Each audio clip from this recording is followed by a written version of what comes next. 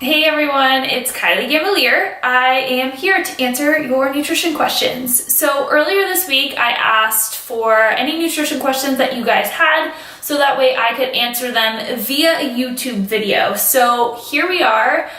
I had about, 4 or 5 different questions, really good ones, and let's just get started. So the first one comes from Gorilla Nutrition, which is a meal service out of Philadelphia. So if you guys are in the Philly area, make sure you check them out.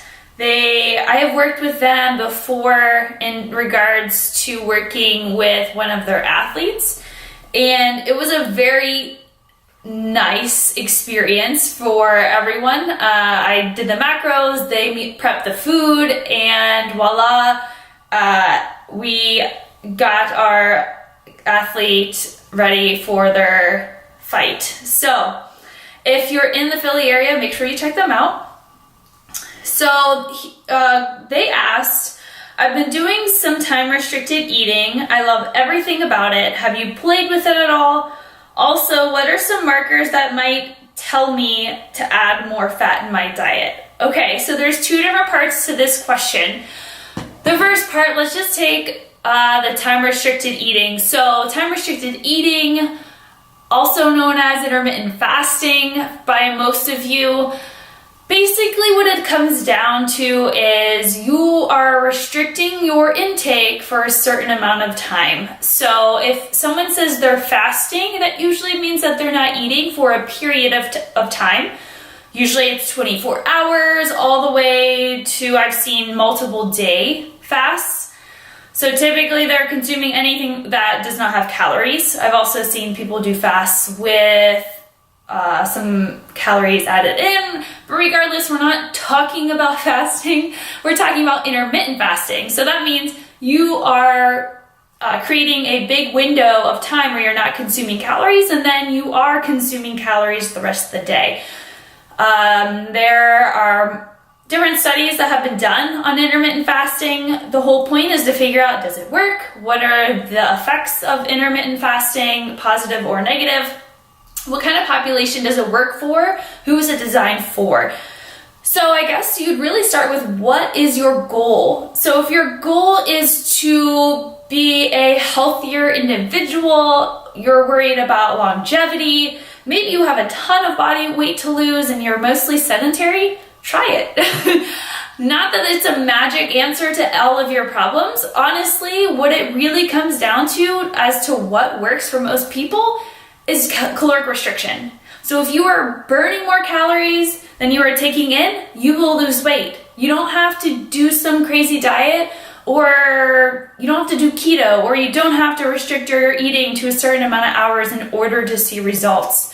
Typically, it comes down to how healthy you are hormonally, and if you're eating less than you're working out, in terms of how many calories are you putting in your body in comparison to how many calories you're burning to sustain your body weight. So I'm reading at my notes to make sure I hit all the points that I want to hit. So like I said, it's great for a sedentary population. Now, I don't predominantly work with that population. I work with a lot of athletes, I work with a lot of CrossFitters, and that is a terrible idea to do if you are a CrossFit athlete. And here are a couple reasons why. The main reason is, if you're working out hard, you need to fuel those workouts. So most likely, the harder you work out, the more calories you need to consume to sustain your workouts, to whatever your goals are, whether it's performance. Even if you want to lose body fat, you still need to eat a substantial amount to be able to see weight loss and not to lose weight too rapidly. So if you're restricting yourself, there was a study done. They fasted for 16 hours. And so they ate, I believe one group ate at 1 p.m., 4 p.m., and 8 p.m. Those were their 3 windows. The only other, I believe it was the study where they were allowed to have a protein shake post-workout, but that was the only snack that they were allowed. But they only trained 3 times a week. And so in comparison to the group that did not fast, didn't do intermittent fasting. They ate normal throughout the day. Same amount of calories, mind you. They didn't see the same amount of fat loss. And I'm going on a tangent because I'm making another point I didn't want to have to make until later. But that was a population that trained 3 times a week. So you got to take that into consideration. Most of these studies are done on sedentary individuals or people who haven't been active. This study was done on an active population. These males trained for 5 years, resistance training, so weightlifting, and now they're training 3 times a week. But how hard is that? That's hard to say. If you're killing yourself in the gym 3 times a week, yeah, maybe you wouldn't be great for intermittent fasting, but 3 times a week is not that much. Most of the people I work with train at least 4 times a week, if not closer to 5. Some people do doubles in that 5 days a week session. Sometimes they're even doing 6 sessions or 6 days a week with multiple sessions involved. And so for that individual, it's probably not great, because if they have 8 hours to eat, they have 8 hours to eat to consume enough to recover, to replace all the glycogen they've lost. And the big one is, are they able to get in enough micronutrients in that 8-hour time to keep themselves healthy? And we already know it's a struggle for those who train really hard to even eat enough in a whole day, let alone in an 8-hour window. So I guess it really comes down to, what are you looking to accomplish? And is this the only way that you think that you can accomplish it? And if so, give it a try. There's nothing wrong with that, but it's not this glorious answer to all your problems. Another thing to take note of is a lot of the tests that have measured markers have noticed that testosterone level drops, and I think it was about 20%, or is it 20 to 30%? And for someone who has high levels of testosterone, you might not physically notice it or notice it in any other regard. But for people who already have average testosterone levels or on the lower side, 20 to 30% might make you quite symptomatic. So that's another reason why maybe not ideal, especially when you're adding it on top of a physically demanding sport like CrossFit is. So you're training 5 times a week, which is a huge stressor. You got to also add in your life stressors, work, relationship, any type of inflammatory foods that you might be eating. All of that stuff gets compounded, and now you want to add a stressor of just not eating for a period of time. That's not going to be conducive to testosterone production, as well as just hormone health in general. So those are some things you need to keep in mind. I'm trying to make sure I got all my points done. What are the benefits? I guess I should cover that. Really, the benefit is it does help with insulin resistance. It makes you more insulin sensitive, so it decreases your insulin resistance. It helps with cleaning out the bad cells. So if you have damaged cells, a lot of that leads into cancer potentially. That's where that longevity piece comes in. It's great from the health standpoint. But once again, it really depends on what your goals are, and you could argue it's not a healthy option for those who are training 5 times a week, doing something pretty intense. So gotta really consider what your goal is, and go with what you feel is best. All right, so the second part of that question I should cover, what are some markers that might tell me to add more fat in my diet? When someone says markers, in my mind that means blood markers. Honestly, I don't have any on the top of my head, only because you could say the markers that are reflecting not enough fat in your diet could be due to a high carb diet. So there's just too much going on in that question. What I would say is, what are some symptoms you might experience that might mean you need to add fat? That's usually if you feel like you crash. You have like your blood sugar spikes and then it drops. Maybe you need to incorporate more fiber in that meal, more fat in that meal to slow down the digestion. Really, there isn't a technical, there probably is a bare minimum for each individual on fat consumption. I'm pretty sure that the guy who owns this company who's asking this question does not need to worry about it, because I know how he likes to eat typically. But really, I would say I have a comfort level in regards to fat consumption for females and males. But that's, I mean, I think I'll give you numbers, since most people are going to be like, well, just give us a number. For women, typically the lowest fat intake I'll go is around 50. I really don't see, I've gone 45 a couple times with a couple individuals, and most of the time they're really tiny to begin with, and they're on the last part of a cut. Outside of that, there's really no need to go that low. Just from a health standpoint, a hormone standpoint, and just feeling good, I really don't see why you would have to go below that. I do know some coaches who do. That I'm not comfortable with. I've been there before. I've seen the adverse effects of going too low, which could be your body's just learn or really unlearned how to process fat. And that was back in my figure days, but that's just not an experience I would want to put someone through. So I have that comfort level with women, and then men typically bottom of the barrel is typically 65. Most of them are above 70. So it really also, I mean, it really depends on the individual, it depends on their weight. You can't just throw a number and say, oh, everyone has to be here, because everyone's caloric need is different, everyone's body is different. But that's the best way I can answer that question. Now, if I have a client that's really hungry, that might be a reason why I feed them more fat if they don't need more calories overall. So it's hard to say until you try it. So if I have a new client, which I do, she's about a month in or so, and I've been feeding her more, and she eats a lot, but who's to say she just doesn't need a lot? So there's no right answer. Everyone is truly an individual, so I will feed her more until we see a reason not to. And then, you know, if she continues to gain weight for whatever reason, then maybe I'll play around with her distribution of macros, and maybe I'll drop her carbs a little bit lower and increase her fat, since she is a power lifter, to see if that helps her hunger a little bit more.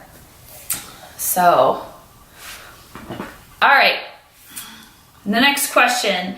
Nancy Perez asks, what are the best foods to eat after working out?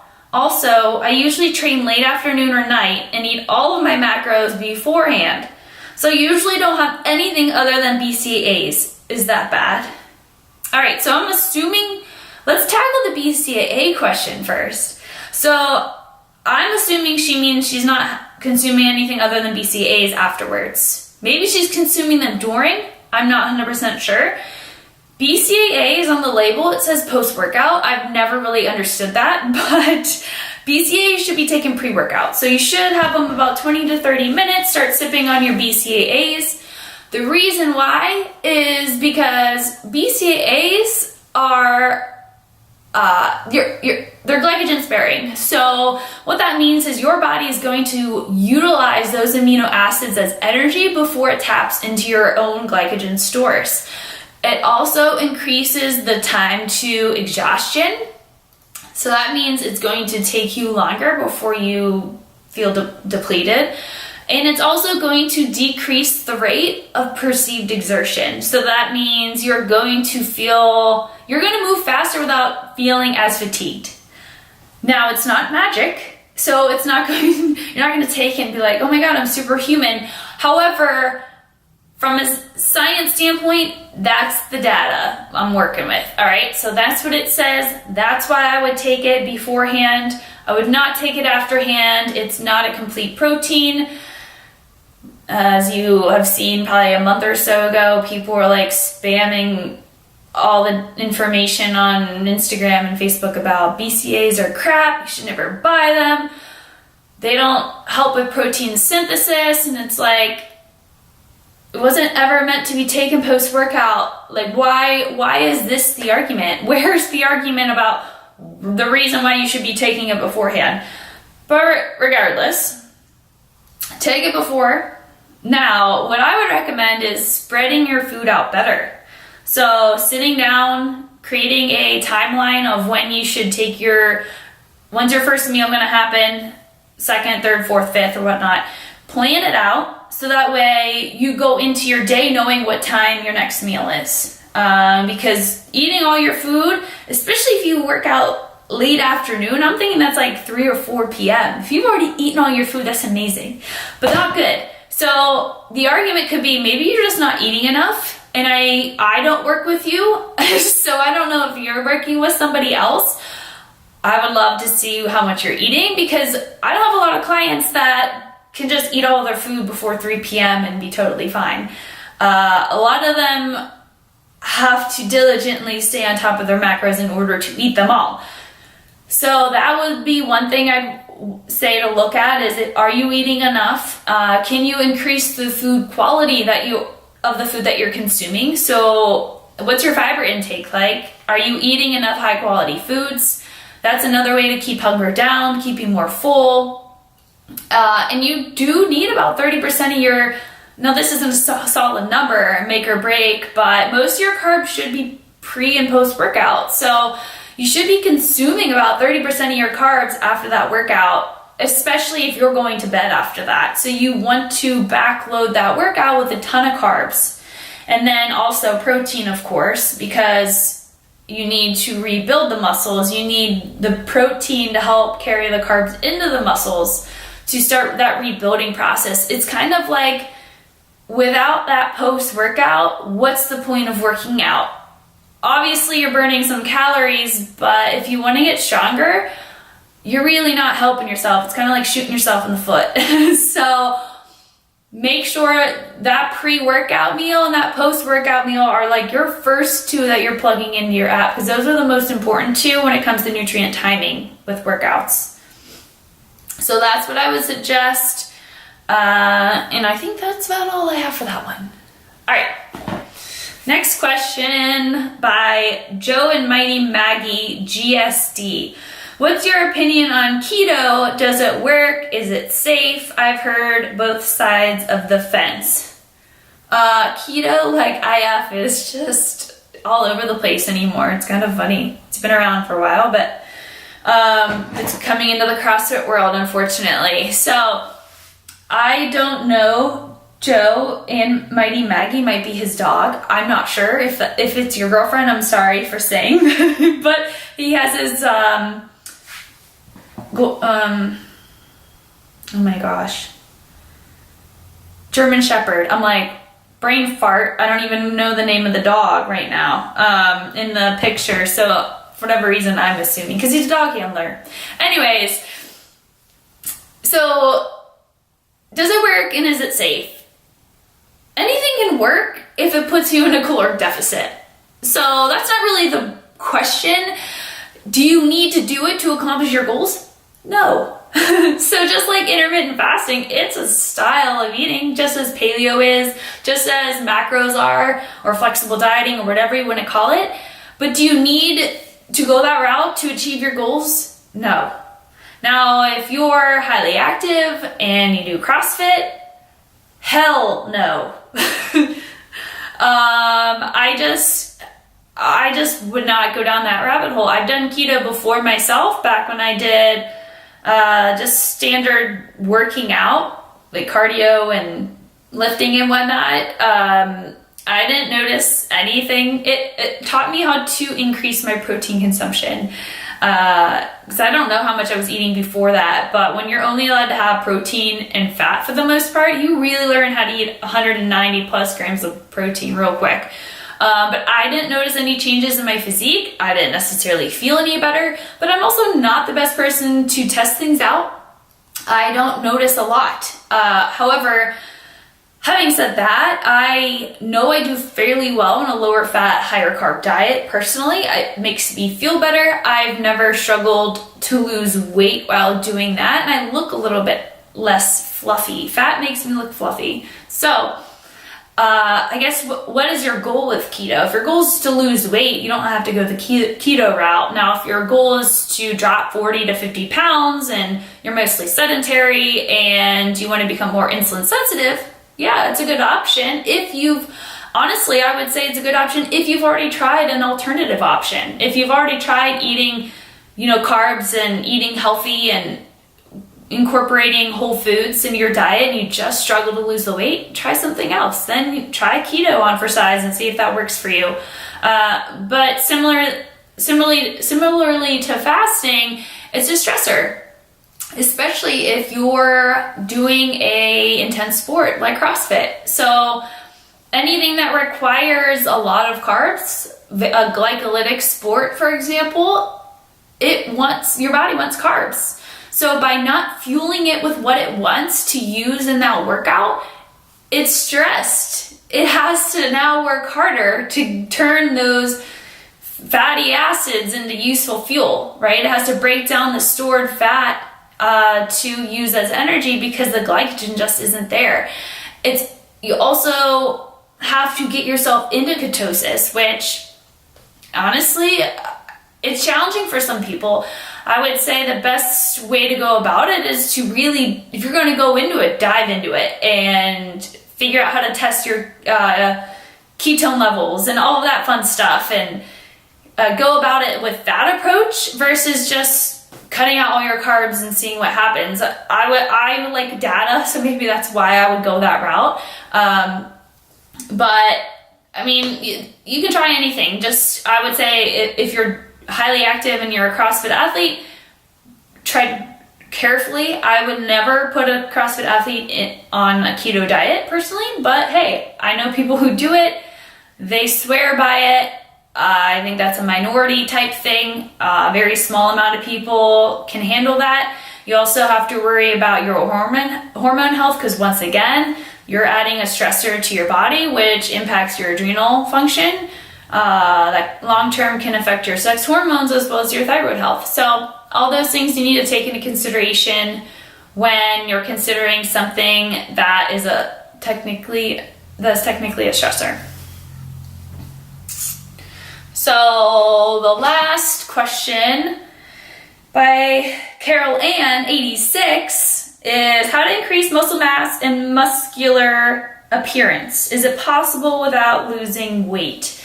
I know Carol, I used to coach her, so I know what she looks like, so it helps me answer this question a little bit better. So basically what Carol wants to do is she wants to lean out, but she wants to get stronger and gain muscle mass. Basically, she wants to do it all, which don't we all, right? So the simple answer, especially for her, is to eat to fuel performance. So eat to perform. What that means is push the upper limits, honestly. You should be for sure eating around your maintenance intake. That's going to help performance. You're going to feel great in the gym. You're also going to allow your body to add muscle mass while taking off body fat. Now, if you're too far into a surplus, you're probably not going to lose much body fat, but you'll probably gain a lot more muscle mass. And if you're in a deficit, you might not gain muscle mass, but you'll lose body fat. So by eating around maintenance, you can change your body composition. It's just a longer route to take, I guess, and it's a slower process because you aren't going in one specific direction per se. Now, a couple things to take note of. You need to know what your athlete age is. So if you're newer to training like an athlete or training in general, there's a greater chance that you can achieve this simply by eating more and eating around your maintenance because you're new. Even I've had clients in a cut who've still gained strength because they're new. They maybe never ate enough protein before. Maybe I'm even feeding them more than they ever ate previously. But I've brought their metabolism back up to where they're still able to lose weight and put on muscle mass and get stronger. Now, for someone who's been an athlete or who has trained for years, this isn't as easy to obtain. So most likely that person would have to go into a deficit if they want to cut and a surplus if they want to gain muscle mass. And then you basically would just kind of like, I always explain it like the ocean. So you come in and you go out. Really, you could go about this process over a course of multiple different years. You would tie it to your season. So if you're a CrossFitter, you're eating in a surplus post open or regionals or games or wherever your last stop is, going into that surplus to get stronger, assuming you need to, and then you're going into that deficit to lean out for your big competition, so that way you're set up to perform your best. But for Carol, my recommendation is eat as much as you can. So she's thinner by nature. She looks great, so I think she could get away with eating more and pushing the upper limit, and then most likely her body will put on muscle mass. And then, at some point, if she did want to lean out, she could, and she already has a little bit more muscle mass added to her frame. So that was it.